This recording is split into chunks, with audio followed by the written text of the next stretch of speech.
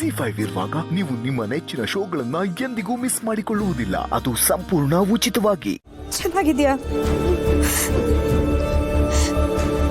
ದಯವಿಟ್ಟು ನನ್ನೆಲ್ಲರೂ ಕ್ಷಮಿಸ್ಬಿಡಿ. ಕ್ಷಮಿಸೋದ ಅಂದ್ರೆ ನಮ್ಮ ಮನೆಯವ್ರಿಗೂ ನಿಮ್ಗೂ? ಅಯ್ಯಯ್ಯೋ ಪಾಪ, ಈ ಪುಣ್ಯಾತ್ಮ ಯಾರು ಏನು ಅಂತ ಗೊತ್ತಿಲ್ದಿರೋ ಈ ಮಗುನ ಇಷ್ಟು ಜೋಪಾನ ಮಾಡಿದ್ದಾರೆ.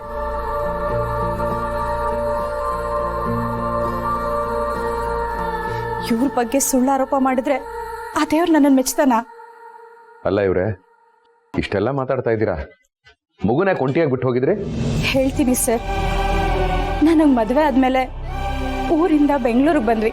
ನನ್ನ ತವ್ರ ಮನೇಲಿ ಗಂಡ ಸಂತಾನ ಅಂತ ಯಾರೂ ಇರಲಿಲ್ಲ.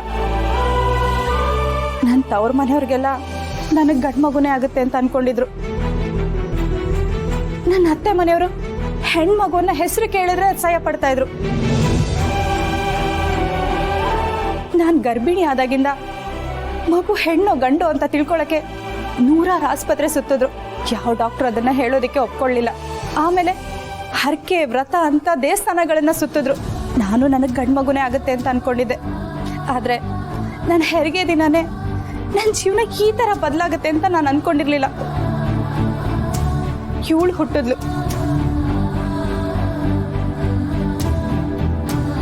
ಇವಳು ಗಂಡಾಗಿದ್ದಿದ್ರೆ ನಾನು ರಾಣಿ ತರ ಇರ್ಬೋದಿತ್ತು. ಆದ್ರೆ ಇವಳು ಹೆಣ್ಣಾಗಿರೋದಕ್ಕೆ ನಾನು ಇಷ್ಟೆಲ್ಲ ಅನುಭವಿಸ್ತಾ ಇದ್ದೀನಿ. ಅದಕ್ಕೆ ಯಾರೇನ್ ಅನ್ಕೊಂಡ್ರು ಪರವಾಗಿಲ್ಲ ಅನ್ಕೊಂಡು ಯಾರು ಇಲ್ದಿರೋ ಜಾಗಕ್ಕೆ ಇವಳನ್ನ ಕರ್ಕೊಂಡು ಹೋಗಿ ಬಿಟ್ಬಿಟ್ಟು ಬಂದೆ.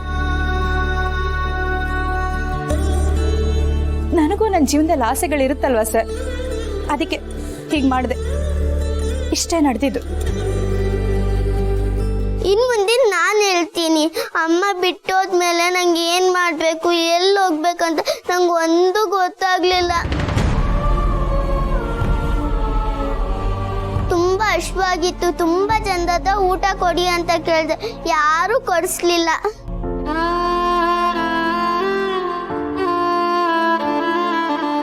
ಅಮ್ಮ ಬರ್ತಾಳೆ ಅಂತ ಕೇಳಿದೆ, ಅಮ್ಮ ಕೊನೆಗೂ ಬರಲ್ಲ ಅಂತ ಗೊತ್ತಾಯ್ತು. ತುಂಬಾ ಹಶ್ವಾಗಿ ಊಟನೂ ಸಿಗದೆ ಏನ್ ಮಾಡ್ಬೇಕಂತ ಗೊತ್ತಾಗ್ದೆ ಒಂದ್ ಮೂಲೆಯಲ್ಲಿ ಕೂತಿದ್ದೆ. ತಾತ, ಪ್ರಣಿ ಅಕ್ಕ, ಸ್ಕಂದ ಅಣ್ಣ ಬರ್ತಿದ್ದಿದ್ ನಾನು ನೋಡ್ದೆ.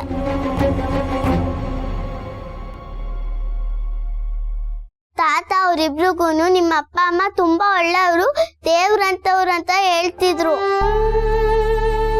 ಅದನ್ನ ಕೇಳಿಸ್ಕೊಂಡು ನಾನು ನಿಮ್ಮ ಮನೇಲಿದ್ರೆ ಚೆನ್ನಾಗಿರ್ಬೋದಂತ ಬಂದೆ. ನನ್ಗೆ ಇಲ್ಲಿದ್ರೆ ಏನು ತೊಂದರೆ ಆಗಲ್ಲ, ಟೈಮಿಗೆ ಊಟ ಸಿಗುತ್ತೆ ಅಂತ ಬಂದೆ. ಊಟಕ್ಕೋಸ್ಕರ ಅವ್ರು ನನ್ನ ಡ್ಯಾಡಿ ಅಂತ ಸುಳ್ಳು ಹೇಳಿದ್ರು. ದಯವಿಟ್ಟು ನನ್ನನ್ನು ಕ್ಷಮಿಸಿ.